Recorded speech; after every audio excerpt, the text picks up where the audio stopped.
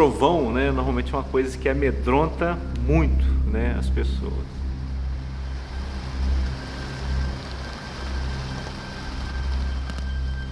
E principalmente, né, num país igual o Brasil, que você tem, né, uma incidência muito grande de tempestades de raio, né?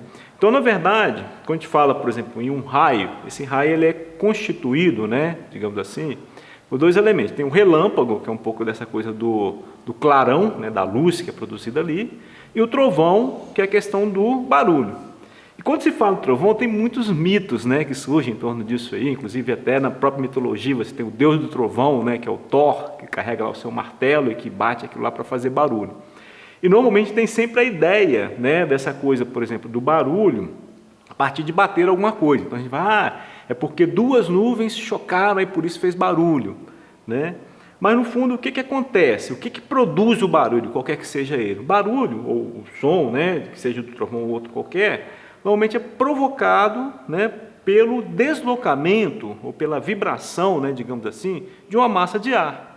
Então, aqui, por exemplo, no planeta Terra, nós estamos sempre envolvidos, né, por uma massa de ar. A gente balançar a mão, a gente vai sentir esse ar. E quando esse ar, né, sofre um deslocamento muito grande, com grande velocidade ali, isso gera um ruído. A gente pode simular isso, por exemplo, inflando aqui, né, um pacotinho de papel e batendo. Então, de onde que saiu isso tudo, né? Quando eu fiz isso e eu impactei a mão ali no pacote, né? Esse ar, né? Ele foi expelido ali com uma grande velocidade, tive um grande deslocamento de ar que causou esse estouro, né? Digamos assim. No caso específico dos trovões, como é que a gente imagina isso? Então, as nuvens, né? Quando elas se movimentam, e as nuvens de tempestades principalmente, né, a matéria em si, né, toda a matéria ela é constituída por cargas elétricas. Então nós temos, por exemplo, em qualquer pedaço de matéria, a gente tem elétrons, né, com cargas negativas, e tem prótons com cargas positivas, né. Então, durante essa movimentação das nuvens, é um processo que ainda, né, os físicos, né, o pessoal que lida com meteorologia estão estudando, né, mas existem várias pessoas, mas de um modo geral a gente pode entender assim, que esse movimento das nuvens faz com que elas fiquem eletricamente, né, digamos assim, carregadas, e com cargas muito intensas, né.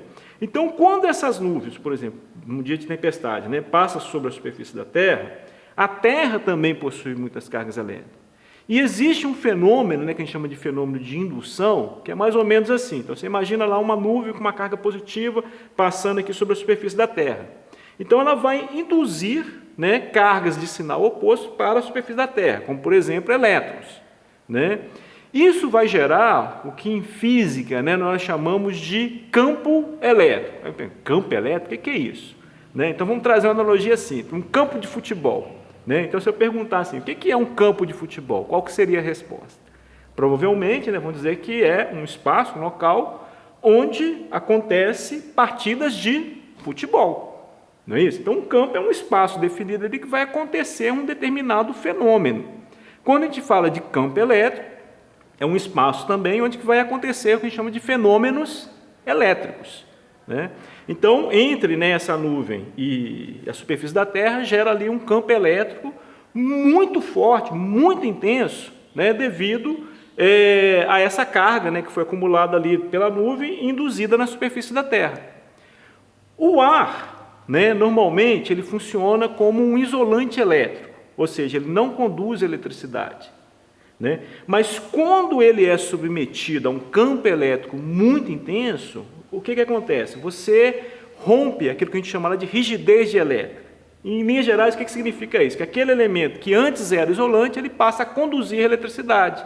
Então acontece uma descarga elétrica. Né? E a gente fala assim, o raio cai na Terra. Também é outro mito, porque no fundo, né, essa descarga elétrica, ela ocorre entre a nuvem e a Terra várias vezes, 6 a 10 vezes, isso vai e volta. Então você tem tanto, né, esse movimento, né, digamos assim, de cargas elétricas, né, da nuvem para a Terra, quanto da Terra para a nuvem. Isso num mesmo raio. Então a gente fala assim, tem um raio que caiu na Terra. Então, na verdade, ele fez esse movimento de subir e descer. E o que isso implica, por exemplo, em termos de trovão? Né? Isso tem a ver com energia.